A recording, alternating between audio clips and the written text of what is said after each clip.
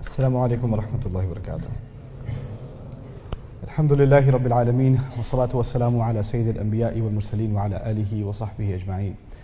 ثم أما بعد فأعوذ بالله من الشيطان الرجيم. بسم الله الرحمن الرحيم. الرحمن علم القرآن خلق الإنسان علمه البيان. رب اشرح لي صدري ويسر لي أمري واحلل عقدة من لساني يفقهوا قولي. آمين يا رب العالمين. এখন চলুন এই অসাধারণ সূরা নিয়ে কথা বলি। এটা কততম সূরা বলুন তো? কি শুনতে পাচ্ছি না? খুব ভালো, 55। এর আগের সূরাটি কি ছিল?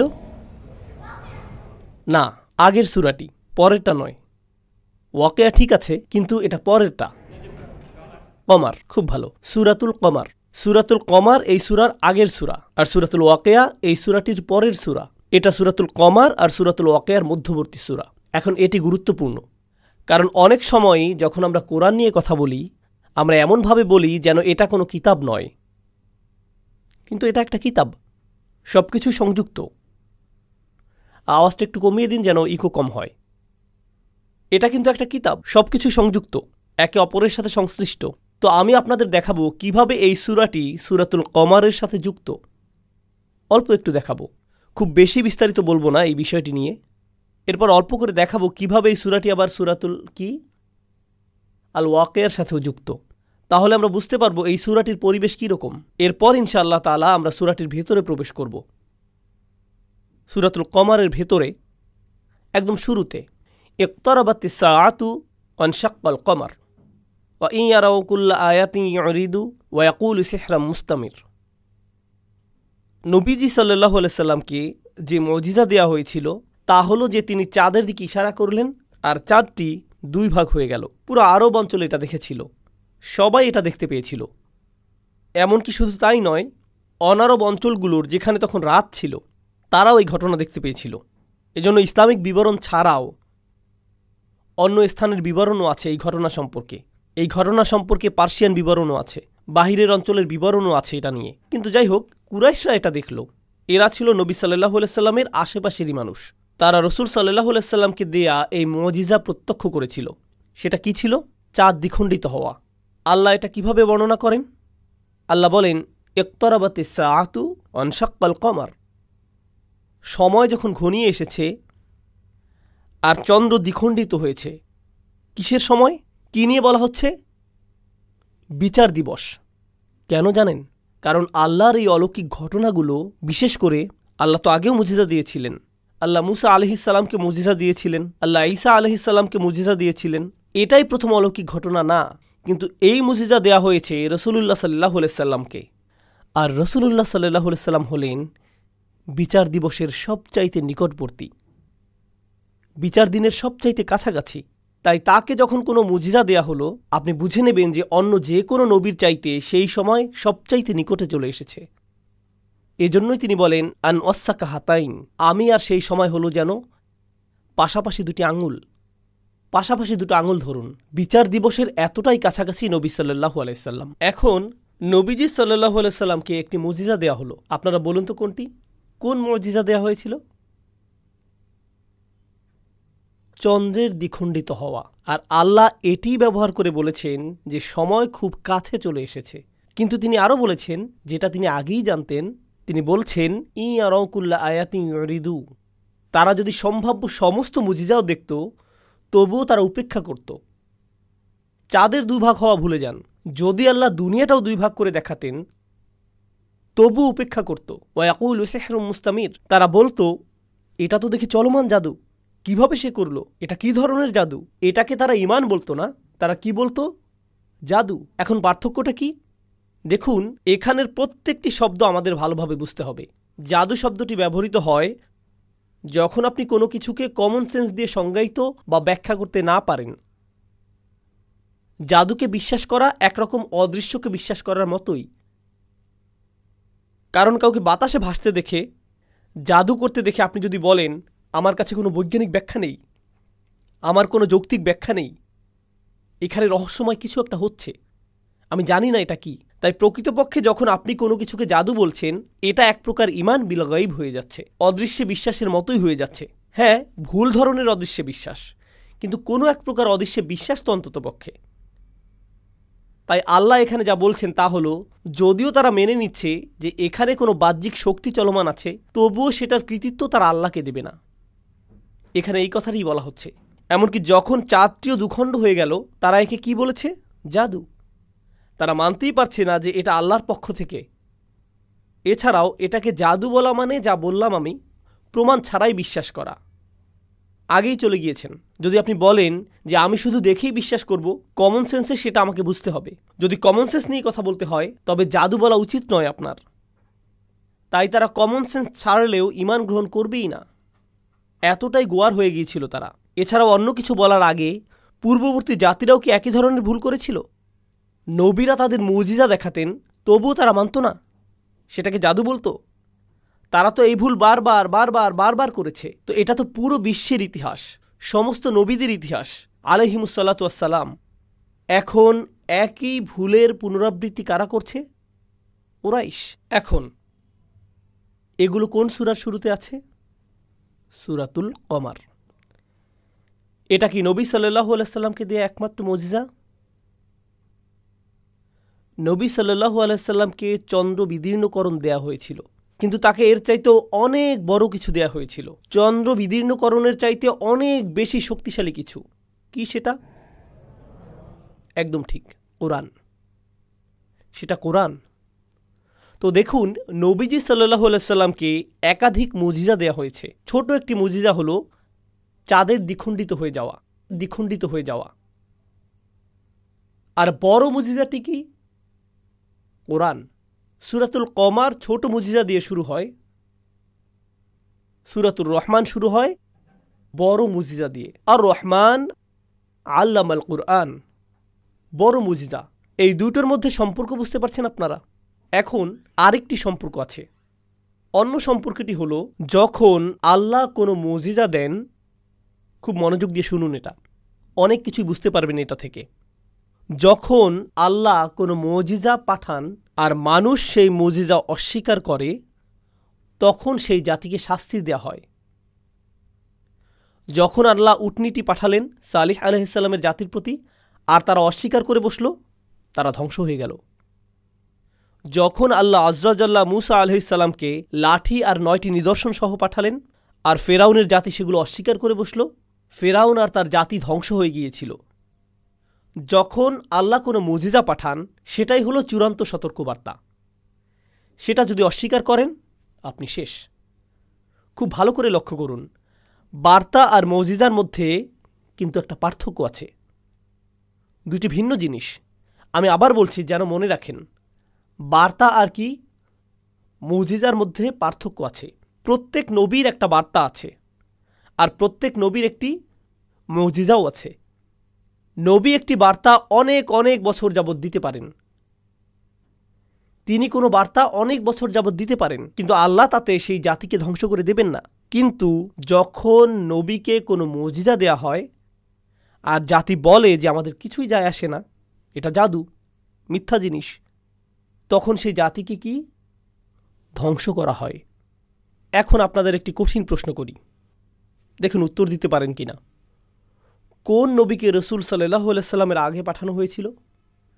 রাসূলুল্লাহর আগের শেষজন, রাসূলুল্লাহর সবচাইতে কাছের জন সাল্লাল্লাহু আলাইহি সাল্লাম কে ছিলেন? খুব ভালো, ঈসা আলাইহিস সালাম। ঈসা আলাইহিস সালামকে কি মুজিজা দেয়া হয়েছিল? হ্যাঁ, তাকে মুজিজা দেয়া হয়েছিল। তাকে নিয়ে শুধু একটি জিনিস বলি, তিনি তাকে বিশ্বাস করা অল্প কয়েকজন লোকের সাথে ছিলেন, আল হাওয়ারিয়ুন, অল্প কজন মানুষ। আর তারা বড় বিপদে আছে, কারণ বনু ইসরাইল তাদের বিরুদ্ধে মিথ্যা সাক্ষী দিয়েছে রোমান সাম্রাজ্যের কাছে, আর এখন তাদেরকে আসামি হিসেবে মনে করা হচ্ছে, এজন্য তাদেরকে হত্যা করা হবে। তো তারা ভয়ে আছেন। হাওয়ারিয়ুন, ঈসা আলাইহিস সালামের সাহাবা, তার সঙ্গীগণ ভয় পাচ্ছেন এখন। তো তারা তাকে বললেন, কারণ তারা তো ভয় পাচ্ছেন, তাকে বিশ্বাস করেন তারা, কিন্তু ভালো বোধ করার জন্য তাকে বললেন, আপনি কি আল্লাহর কাছে দোয়া করবেন যেন তিনি মাইদাতাম মিনাস সামা, অর্থাৎ তিনি যেন এক টেবিল খাদ্য পাঠান আসমান থেকে। বুঝতে পারছেন? আপনারা গল্পটি জানেন? আচ্ছা, বনি ইসরায়েলরা কি আগে কখনো মুজিজা দেখেছে? তারা আগেও মুজিজা দেখেছে। একবার নাকি অনেকবার? অনেকবার। তাতে কি কাজ হয়েছে? না। আর ইনি হলেন বনী ইসরায়েলের কাছে পাঠানো সর্বশেষ নবী। ঠিক, কারণ পরের নবী হলেন রাসূলুল্লাহ সাল্লাল্লাহু আলাইহি সাল্লাম, আর তিনি কি সমস্ত মানবজাতির কাছে প্রেরিত, আর ইনি বনী ইসরায়েলের প্রতি সর্বশেষ নবী। আর এই অল্প কয়েকজনই সত্যিকার অর্থে ঈসা আলাইহিস সালামকে বিশ্বাস করে। আর এখন তারা কি চাচ্ছেন? বার্তা নাকি মুজিজা? তারা মুজিজা চাচ্ছেন। ও হো হো হো হো হো হো। ঈসা আলাইহিস সালাম বললেন, ইত্তাকুল্লাহ, আল্লাহকে ভয় করো, তোমরা জানো না তোমরা কি চাচ্ছ। আর আল্লাহ আজ্জা জাল্লা উত্তর দিলেন, ইন্নী মুনাজ্জিলুহা আলাইকুম, তোমাদের তা পাঠাচ্ছি, আমি তোমাদেরকে এটা পাঠাচ্ছি, কিন্তু যদি এর পরে তোমরা অবিশ্বাস করো, ফা ইন্নী উআযযিবুহু আযাবান লা উআযযিবুহু আহাদাম মিনাল আলামিন, তাহলে আমি তাকে এমন শাস্তি দেব যেই শাস্তি আমি না কোনো জাতিকে, না কোনো প্রজন্মে, এমনকি পুরো মানবজাতির ইতিহাসে কখনোই কাউকে দেইনি। পুরো কোরআনে আযাব সম্পর্কে এই আয়াতের চাইতে রাগান্বিত আর কোনো আয়াত কোথাও নেই। শাস্তি নিয়ে এই আয়াতের চাইতে বড় কোনো আয়াতই নেই। কেন আল্লাহ এত রেগে গেলেন? কারণ আল্লাহ খুবই রাগ করেন যখন আপনি মুজিজা অস্বীকার করেন। এটা যেন তেন কোনো মুজিজা নয়। বনী ইসরায়েলকে অনেক অনেক মুজিজা দেওয়া হয়েছিল, তাই তাদের তো দায়িত্ববোধ বেশি থাকার কথা। এজন্যই এই আয়াত এসেছিল। এটা কিন্তু খুবই ভয়ানক অপরাধ হয়ে যাবে। আচ্ছা, এখন চলুন ফিরে আসি রসুলুল্লাহ সাল্লাল্লাহু আলাইহি সাল্লামের কাছে। তাছাড়া আবার বলি, রসুলুল্লাহ সাল্লাল্লাহু আলাইহি সাল্লাম দুইটি মুজিজা পেলেন। মুজিজা দুটি কি ছিল? একটা ছোট আর একটা বড়। ছোটটা কি? চাঁদ। খুব ভালো। বড়টা কি ছিল? কোরআন। কিন্তু এখানে পার্থক্য আছে। আসুন কোরআন নিয়ে কথা বলি, কারণ এটিই হলো নবী সাল্লাল্লাহু আলাইহি সাল্লামের প্রধান মুজিজা, কোরআন। আপনারা কি অন্যান্য নবীদের কিছু মুজিজার নাম বলতে পারেন? পূর্ববর্তী নবীদের কোনো মুজিজা আপনাদের মনে আছে? মুসা আলাইহিস সালামের ব্যাপারে তাকে কি দেয়া হয়েছিল?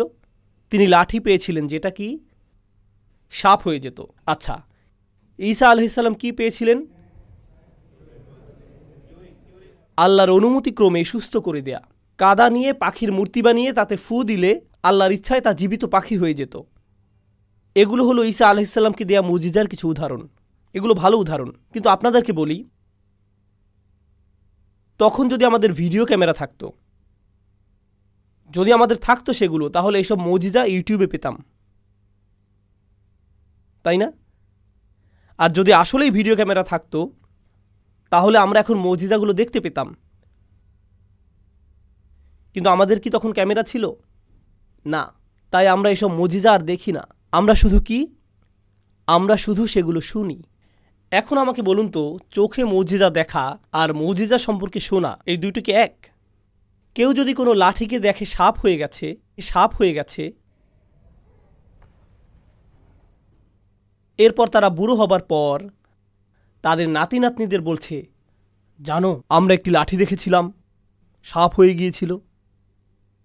সেই বাচ্চাগুলো বলবে, দাদা তুমি সেই একই গল্প আমাকে 50 বার বলেছ, অন্য কোনো গল্প বলো। যে এটা দেখেছিল চমকে গিয়েছিল, কিন্তু যে শুনেছে সেটা সে বিশ্বাস করেছে, কিন্তু সে কি হয়নি? কেন জানেন? কারণ যারা দেখেছিল তাদের কাছে অলৌকিক ছিল, আর যারা এটা শুনেছে তাদের কাছে সেটা শুধুই একটা বার্তা। মনে আছে আপনাদেরকে দুইটি জিনিস বলেছিলাম, বার্তা আর অন্যটি হলো অলৌকিকতা। যেসব মানুষ পরে এসেছে তাদের কাছে এটা আর অলৌকিক নয়। আর বার্তার বিষয় হলো আপনাকে শুধু বিশ্বাস করতে হবে। আর অলৌকিকের ক্ষেত্রে যেই তা দেখবে তাকে বলতেই হবে, কি ঈমান না আনলেও তাদেরকে বলতে হবে জাদু। তাদের কোনো অবাক করা কিছু বলতেই হবে। কিন্তু বার্তার ব্যাপারে আপনি বিশ্বাস করতেও পারেন, আবার নাও করতে পারেন। তো নবীজি সাল্লাল্লাহু আলাইহি সাল্লামের সমস্ত মুজিজার ক্ষেত্রে সেগুলো চোখে দেখতে হতো, চোখে দেখা লেগেছে। আর যেসব মানুষ এসব মুজিজা দেখতে পেরেছে তারা হলো যারা তখন বেঁচে ছিল। এমনকি তাদের নিজেদের সন্তানদের বেলায়ও এগুলো মুজিজা ছিল না, এগুলো শুধুই কি ছিল? বার্তা। পার্থক্যটা বুঝতে পারছেন? কোন মুজিজাটি সবচাইতে বড় মুজিজা? সবচাইতে বড় কোরআন। কোরআন কি দেখা যায়? কোরআন দেখা যায়? قل أوحي إلي أنه استمع نفر من الجن فقالوا إنا سمعنا قرآنا عجبا يا أيها الناس ضرب مثل فاستمعوا له وقالوا سمعنا وأطعنا গুফরানাকা রব্বানা ওয়া ইলাইকাল মাসির, ইয়াসমাউ আয়াতিল্লাহি তুতলা আলাইহি। বারবার বারবার বারবার কোরআনের মধ্যে আল্লাহ বলেই যাচ্ছেন যে কোরআন দেখা হয় না, কোরআন কি শোনা হয়, শুধু বার্তাবাহককে দেখা হয়। এর আগের প্রত্যেকটি মুজিজা ছিল চোখের জন্য, চোখের জন্য। এবারই প্রথম মুজিজাটি কিসের জন্য? কানের জন্য। এমনটা আগে কখনো হয়নি, কখনোই হয়নি। প্রত্যেকবারই মুজিজা ছিল চোখে দেখার জন্য। এখন নবীজিকে কয়টি জিনিস দেওয়া হয়েছিল? আপনাদের দুইটি জিনিস বলেছি, একটি বার্তা আর একটি মুজিজা। নবীদের ইতিহাসে আলাইহিমুস সালাতু ওয়াস সালাম প্রথমবারের মতো বার্তা আর মুজিজা দুইটি একই জিনিস। বার্তাটি কি? কোরআন। মুজিজাটি কি? কোরআন। দুটোই এক। এর আগে কখনো এমন হয়নি, দুটো সবসময় আলাদা ছিল। সালেহ আলাইহিস সালামের বার্তা ছিল একটি, আর সালেহ আলাইহিস সালামের মুজিজা ছিল উট, তাই না? উটটি বার্তা ছিল না, উট বার্তা ছিল না, শুধুই মুজিজা ছিল। মুসা আলাইহিস সালামের বার্তা ছিল একটি জিনিস, আর মুসা আলাইহিস সালামের মুজিজা ছিল সেই লাঠিটি, সেই লাঠিটি, সেটা লাঠি ছিল, লাঠিটি বার্তা ছিল না, মুজিজা ছিল। রাসূলুল্লাহ সাল্লাল্লাহু আলাইহি সাল্লামের সাথে কি হয়েছিল? কোরআনই হলো বার্তা, আবার কোরআনই হলো মুজিজা। এমন আগে হয়নি। এটা একটু জটিল, এটা একটু জটিল। কারণ যদি এটা মুজিজাই হয়, তবে মুজিজা অস্বীকার করলে কি হয়? আপনাদেরকে আগেই বলেছি, যে জাতি মুজিজা অস্বীকার করেছে তারা ধ্বংস হয়েছে। কিন্তু আল্লাহ আজ্জা জাল্লা সূরাতুল কমার, আমি এখনও সূরাতুল কমার নিয়ে বলছি, আমাদের শুরু করতে হবে। তবুও সূরাতুল কমারে আল্লাহ বারবার বারবার বলছেন, তিনি ধ্বংসপ্রাপ্ত জাতিদের কথা বলছেন। কাযযাবাত কওমু নূহিন ফাকাযযাবু আবাদান ওয়া ক্বালু মাজনুন ওয়াজদুজির ফাদাআ রাব্বাহু আন্নী মাগলুবুন ফান্তাসির।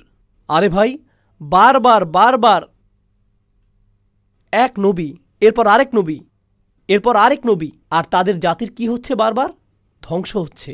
আর প্রত্যেক ধ্বংসের পর তিনি বলছেন, ওয়ালাকাদ ইয়াসসারনাল কুরআনা লিযিকরি ফাহাল মিন মুদ্দাক্কির।